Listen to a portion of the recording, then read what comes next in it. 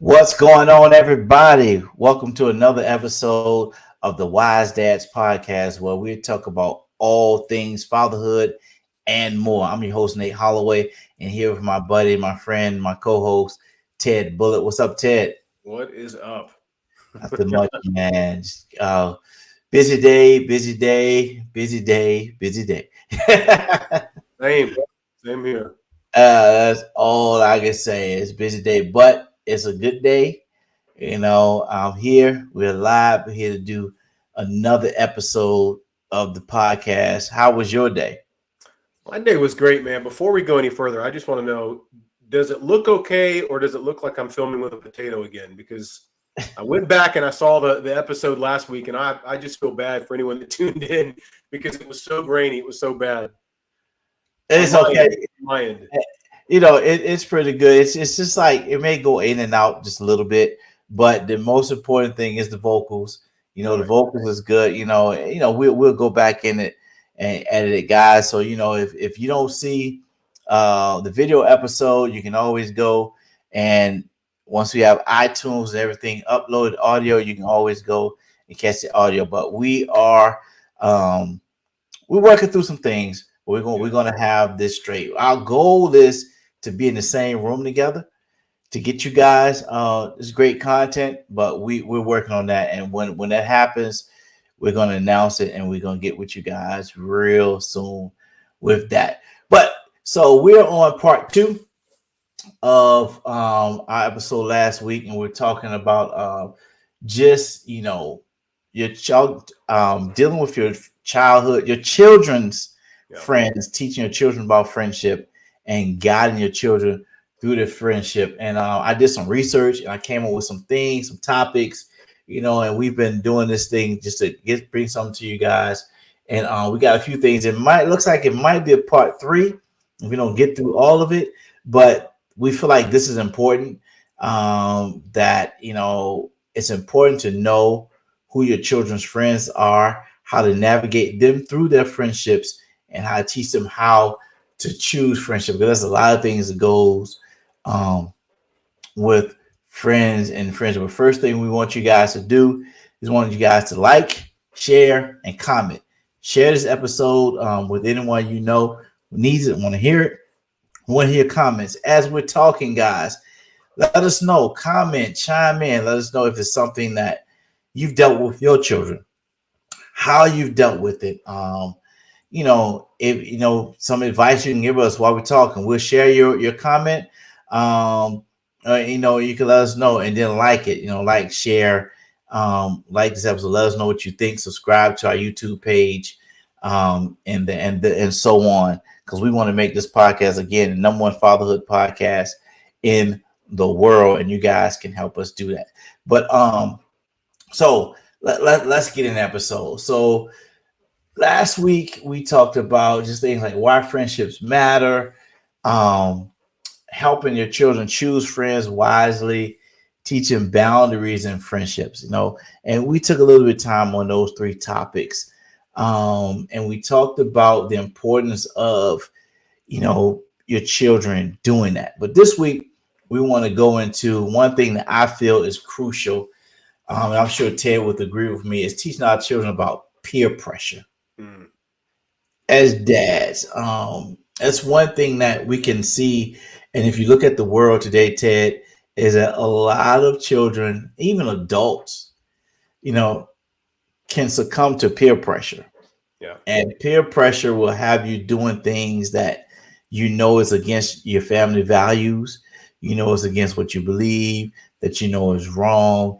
And a lot of children, a lot of children fall into that. One, I believe, because the absence of a father. Hmm. If the father is not there, he's not present, he's not talking to them about it, and just family values. Mm.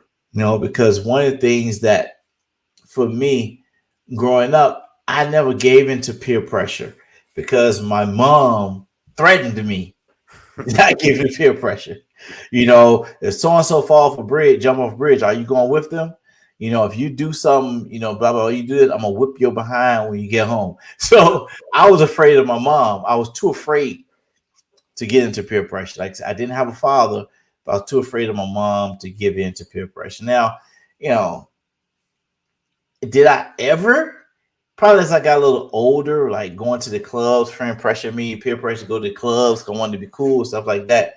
Yeah, but as far as doing things that got me in trouble, you know, I was scared of my mom, so I didn't give in to peer pressure. What about you, Ted? Um, did I get into trouble or did I fall for peer pressure? Peer pressure. Yeah, Yeah. man. I, so I probably did. I'm sure I did in some ways, yes. But the funniest thing now, it's funny now. We've joked about it now after lots of therapy. No, I'm kidding. But right now, but my mom always believed that I was such a sweet, nice boy, and she believed that I had friends that were bad and they were the bad influences. And as I got older, and I think I was like completely out of high school, maybe even married, and my mom finally had the epiphany that I was the bad kid that was influencing the kids to get in trouble. Even you know, late Wow. late teens and if not early 20s before I got married, I was the kid that was doing the wrong things and getting the kids to do things they shouldn't do. So I was the kid that all the parents were telling their kids to stay away from. And my mom had no idea. She thought I was such a good boy, such a stereotype, but it's true. But yeah, I mean, I remember instances where I fell for peer pressure and, drank for the first time. In fact, the very first, nudie magazine, kids nowadays probably have no idea what that is. Everything's on their phone. But the first magazine that I saw, the first drink that I took, all those things, the first cigarette, it was a friend of mine or a family member going, "Hey, have you ever smoked a cigarette?" Nope. And then you take a puff and you about, lose all the contents of your stomach because it's disgusting.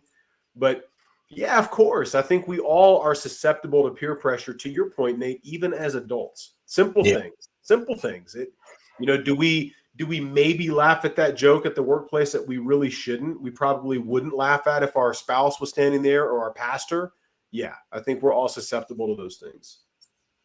Yeah, and so as we do it, and as we are successful, even as adults, there's an influence of peer pressure. That's good peer pressure, and there's Yeah, bad peer pressure.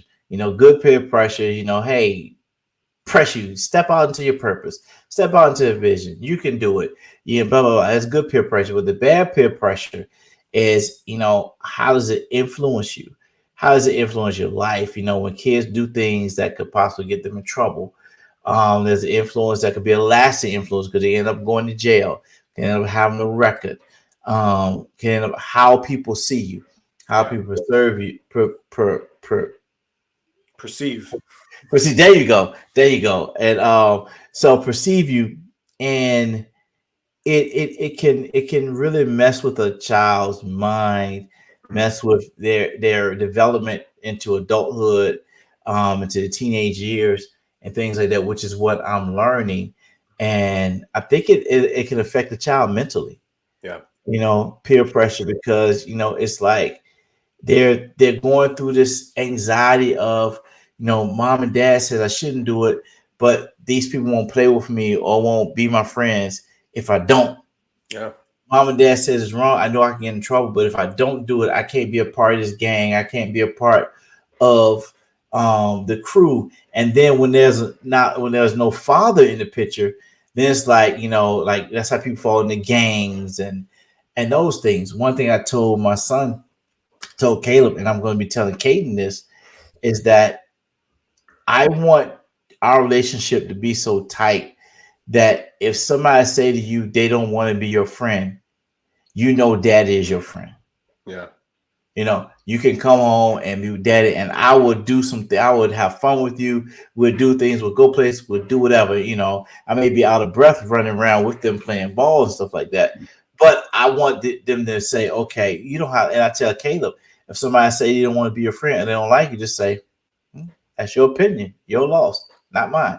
yeah. Which I know is easier said than done because there may be some people that they want to be friends with, but I feel like, our influence as fathers should be bigger on them than their friends' influence. Absolutely. Well, it's funny, man. So I have a friend of mine who I see some of the habits or the trends maybe that his kids follow or have fallen into, and it's very tough for me to not say anything. I don't, but it's very tough for me not to say anything because Mhm. I look at that and I go, man, you have so much influence in it. And I don't mean, again, as a helicopter parent. I don't mean as this overbearing where your child doesn't have any kind of creative expression. It's not what I mean. But if my son, just as an example, or my daughter, if they started dressing a certain way, if my daughter started dressing, just very bummy, goth style, whatever that style was, and I feel like that does not represent who you are. It certainly doesn't represent the way you've been raised. It doesn't represent our lifestyle as Christians. Yeah. You don't look feminine when you dress a certain way, or if you're a boy and maybe you're thinking that it's cool to put on makeup. I mean, kids in school, some of the trends that I see in school, I'm like, it blows my mind. There's actually line of makeup for boys. And I see that and I think, man, if that's my child, like with my friend, not that it's that extreme, but of course I'm going to say something. Of course I'm going to sit them down. In fact, long before it ever got to the point where they're even putting on makeup as a boy or as a girl, they're dressing like a boy, whatever it is, long before it got to that point, I'm seeing those trends happening. I'm Yeah. seeing some red flags and I'm going, hey, let's talk. Let's have that conversation. And it should not, I think this is the difference, Nate. It shouldn't be a one-off. If you're the parent that has, hey, this major thing just happened and I need to have a conversation with my kid, man, you're probably on the wrong path already. Meaning you should be having regular conversations 15 times a day, every single day. It shouldn't be where you just see each other in passing and you go, hey, let me pull you aside and have this talk, because your child is probably going to dread that if that's the extent of the relationship, because it's Right. going to feel like they're in trouble. Uh-oh, dad's got to pull me aside and have the talk. Yeah. Make sure that you're having consistent relationship or consistent talks with your children so that they don't dread the idea that Nate's getting ready to take me out for ice cream, but I know what that means. That means he's going Yeah. to laugh at me. You know what I mean? So Yep. yeah, we have tremendous influence, but we just have to make sure that we have a relationship that is solid to where they want to hear what we have to say. Yeah. And sometimes I think we have to model it with our kids sometimes, because sometimes I'll do some things with Caleb, you know, to just really, really, to show him, hey, say, hey, so how did that feel when daddy did that? Yeah. Well, it didn't feel good, right? So that's how it will feel when your friends do that. When friends try to get you to do something you don't want to do or you shouldn't do. And we're modeling. I think if we do that, it also gives them the feeling of knowing what that feeling is. So when they get it, which goes to my next point, is that they learn how to recognize it. Yeah. So how like I said, we try to, like, we'll take examples and we'll try to pressure our kids to do something that they notice wrong and they're like, why, daddy, why are you doing that? Or that they don't want to do, so they can know how to recognize peer pressure. And I feel that's how we will be a teacher, because if you don't you can't stop what you don't recognize. You can't stop or fight or overcome what you don't know is happening. Yeah, that's right. And that's how the enemy does it. He tried to get it. I remember a movie with Jaleel White. I don't remember exactly what movie it was, but he said the greatest trick Satan ever did was to convince the world he didn't exist. That's right. And so if he can convince our children that it's not peer pressure because they don't know how to recognize it, then they will fall into the temptations. They will fall into the things of the world. They will fall into following their friends, which is why us as fathers, us as parents, we got to be able to teach them how to recognize it. That's right. And so, I haven't been a father, but going on 10 years. But these are things I'm learning. I'm still learning, guys. I'm still learning. Ted's been a dad much longer, but you may be a new father, but these are things that you can do. And if you're a seasoned father, you may not have been present with your kids, but you got to do these things. We got to do these things to help our children deal with this. So Ted, what in your mind, what are some ways that you would teach your kids how to recognize those negative influences and peer pressure? I mean, how not recognize it, but how to Yeah. resist it, how to resist the peer pressure. I think number one, it's one-on-one time with your children. No matter if you have one, if it's an only child, if you have two, if you have 6 or 7, right? No matter Yeah. what, you have to make time one-on-one for your children. And I've said this before right here on this podcast, Nate, but I think one of the biggest setbacks for parents where they get older, their kids get older, and then they make these mistakes or don't have this relationship. They look back and go, where did I go wrong? You know where you went wrong? You were selfish. That's where you went wrong. You put your career in front of your children. You put your hobby, you put sports in front of your children, whether that's on the TV or whether that's going to sports.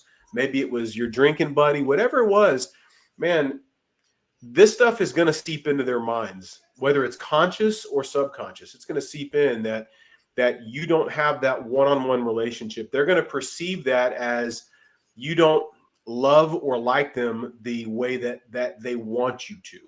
Mm-hmm. You love them, yes, and you like them, yes, but you don't crave their time the way that you do your buddy. Or the way even you do at work. Man, my dad seems to love his career. He's always pursuing this career. He's always on his computer doing this. You want your kids to feel like you have that same tenacity for them. They crave your time. One-on-one, by the way. Is it good to do things with both your boys? Yes, but it's also important. It's critical that you also, no matter what, you find time one-on-one with them. And it's tough. And it gets tougher the more you have and the older they get, but you have to do that. So that's the number one way that you can make sure you have that kind of influence, Nate, is that you can spend time with them one-on-one and have those life lessons, whether it's sitting around a campfire, whether it's on a walk, whether it's on the basketball court, like Ty talked about. No matter what, you find ways that you have that one-on-one time that you can influence. And I want to tell you one little side note, and then I'll shut up. It's your turn. No, you good. So my wife and I were sitting this morning having coffee. And that's how we start off our day. And we always have devotions either on the front porch or in our living room. And we've done that for a while now. But my 5-year-old came up to her this morning. It's probably 7:30 or so. And she goes, Mom, how come you and Dad haven't been reading your Bible the last week? And it's funny. We do every day, but she's right. For not quite a week, though, we had just gotten out of that habit just that fast. Some things came up with work where I had to get on calls really earlier than usual. And she had some appointments to go to, doctor appointment. So we skipped a few days because we had stuff to do. But those few days turned into a few extra days. And we would get back into it, of course. But my daughter recognized that quick. She noticed that we hadn't read our Bibles. So my point in saying that is they are watching your every move, and use that for good and bad, whether that is, well, that's great, or whether you feel like that's really bad. It is what it is. They are watching you and they are paying attention to those things that you do. So lead by example. That's the greatest thing I can tell you is you have to lead by example. That's certainly been proven for me. I've had some bad examples that I've had to learn the hard way. Don't do that. And one of those was I would get upset at my kids. Maybe they made a mess in the room and I'd fuss at them. But then I would punish them with silence, Nate. I would punish them with silence. I might ignore them for the next few hours, or I would maybe just act like I would be very obvious that I was still upset with them. And you know where I learned that? From my dad. My dad, when I was growing up, my dad would punish me with silence. And it was torture. It was awful. I mean, we're talking long stretches of time where he would ignore me. And it was brutal. And I recognized when my kids they're all older now, but when they were little, I recognized I'm doing the same thing that I hated. And I stopped. I don't do that anymore. So my point is they're watching you, though. And if they see you doing it, they're going to start picking up on those bad habits. So make sure that you're aware, you're self-aware, and you're self-correcting. And you see, I'm so glad you say that, because if you look at the two different spectrums that we have here, you said that you did what your father did to you. And so that's so you had your father Mhm. and you had that mom, and that's how important is we can influence our kids. But you did something and you changed it, you recognized it, and you stopped it. Yeah. Like me, I didn't have my father, but I recognized it early what I didn't want to do with my kids, what I didn't want to model. But me, I went overboard, Mm. you Yeah. know, with my children, and trying, with spoiling and things like that. But I just went overboard.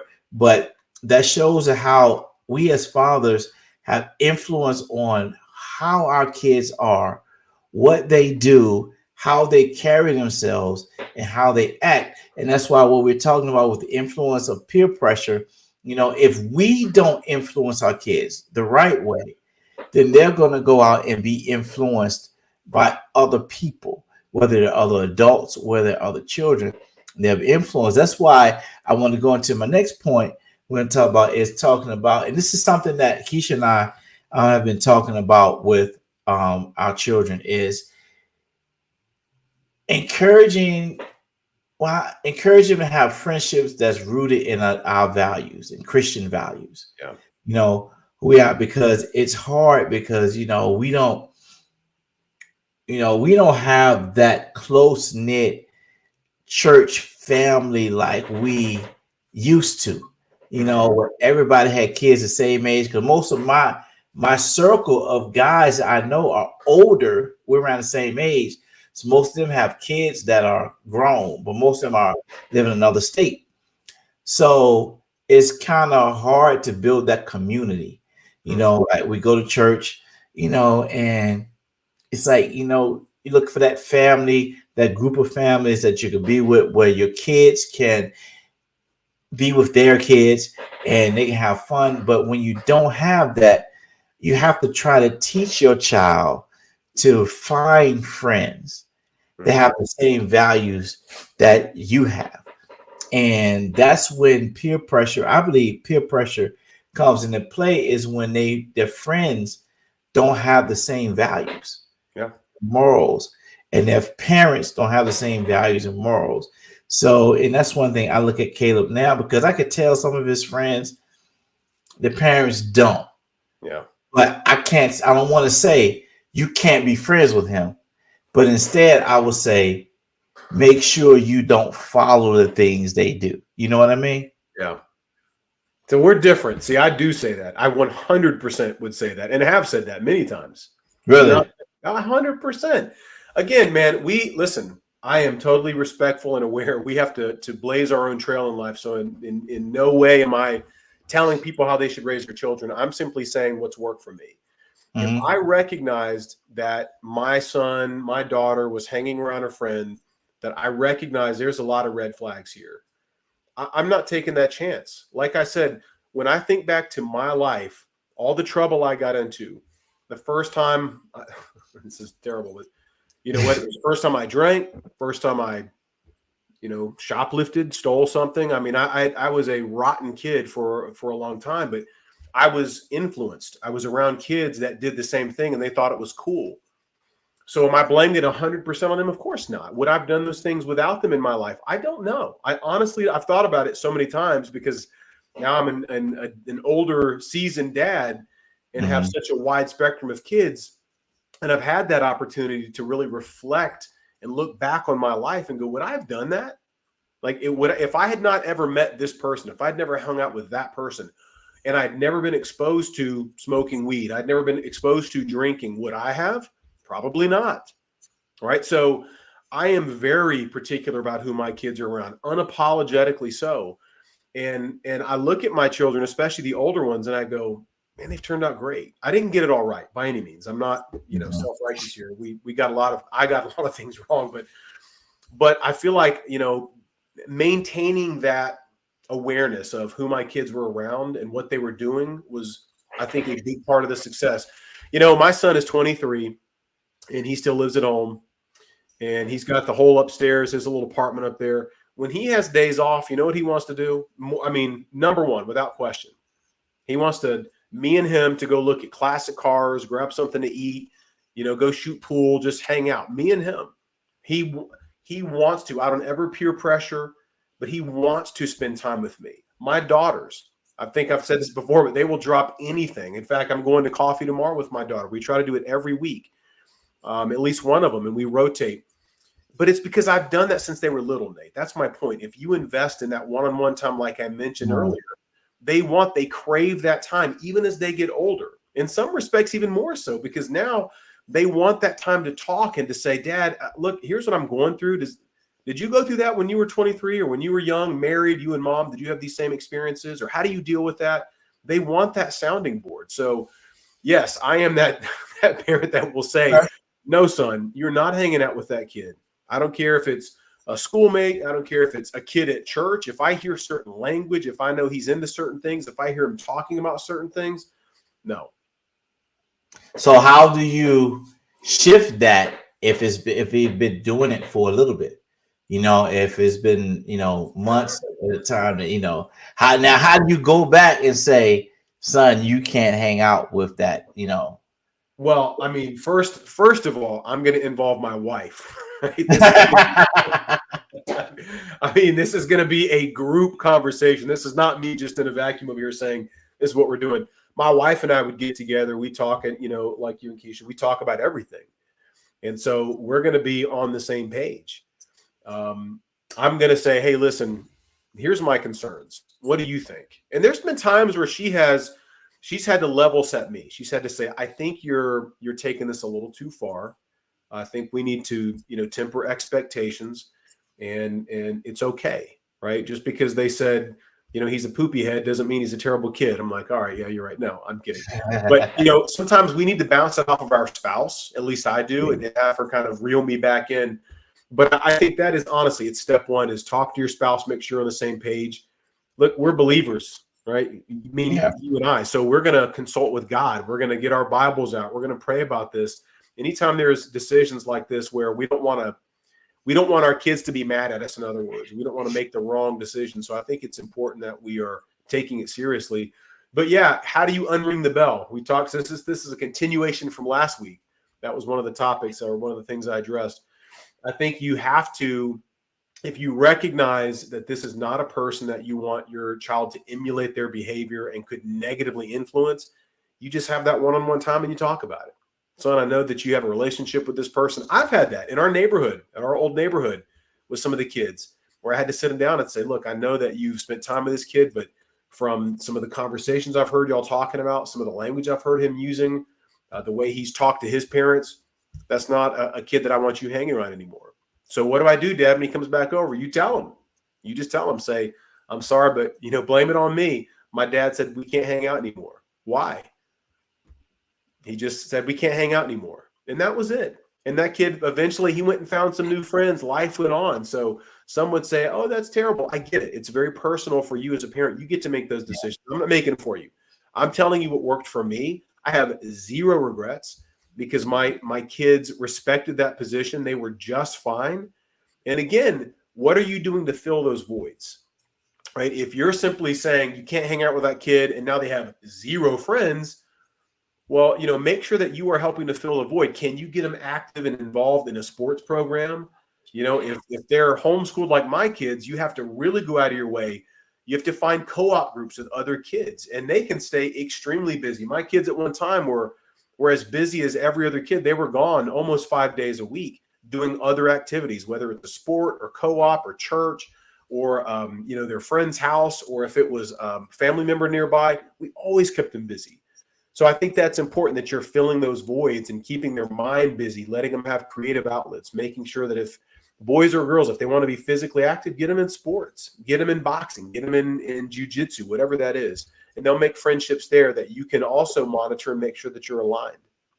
And I'm thank you for that, because it was like, so we went through a group of Caleb friends that's in the neighborhood, and we asked him to rate them from first who he'd rather hang with to last who he'd not rather hang with.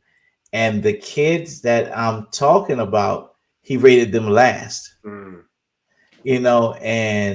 so the ones that were at top, one of them doesn't come over anymore when the other kids are here, the ones that's on the bottom. Yeah.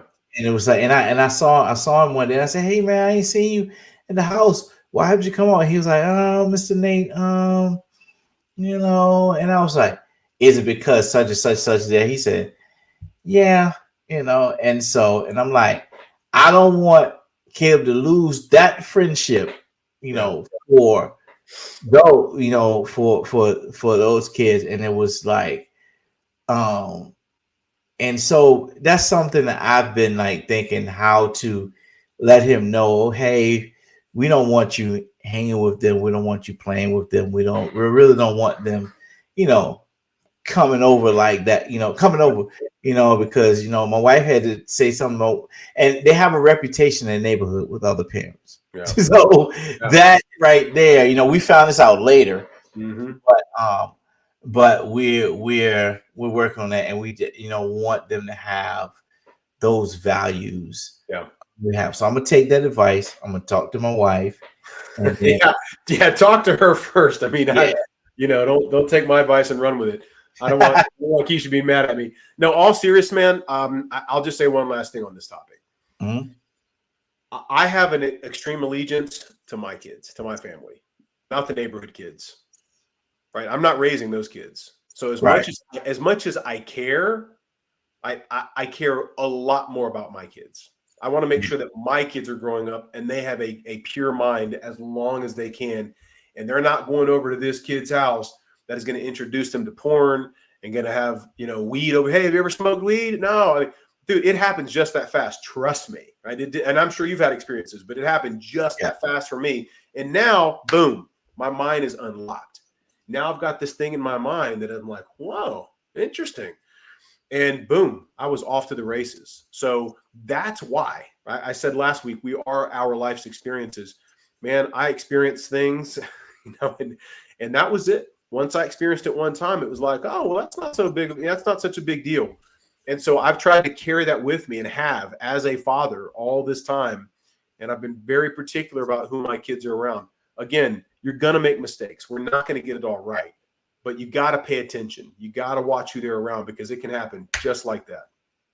Yeah. I appreciate it. I'm taking that under consideration. Well, guys, it looks like there's going to be a part 3 to this. This is a hot topic. We got a lot of things to cover. But we got a guest interview episode pre-recorded coming up next week that we did, and then we're going to have some more guests coming on soon. But guys, again, thank you for joining us. Again, we want you guys to like, share, and comment this episode. Let people know, share with others. Subscribe to our YouTube page. Again, we want to make this the #1 podcast on fatherhood in the world. If you have any questions, you want to talk about anything, a topic you want us to talk about, email us at thewisedads@gmail.com, or just comment right down here on the YouTube channel. Let us know if something you want us to talk about, or some questions you may have for us as dads, or for any of our guests when they're on. But guys, again, thank you for joining us for the Wise Dads podcast. As always, be victorious. Until next week, peace.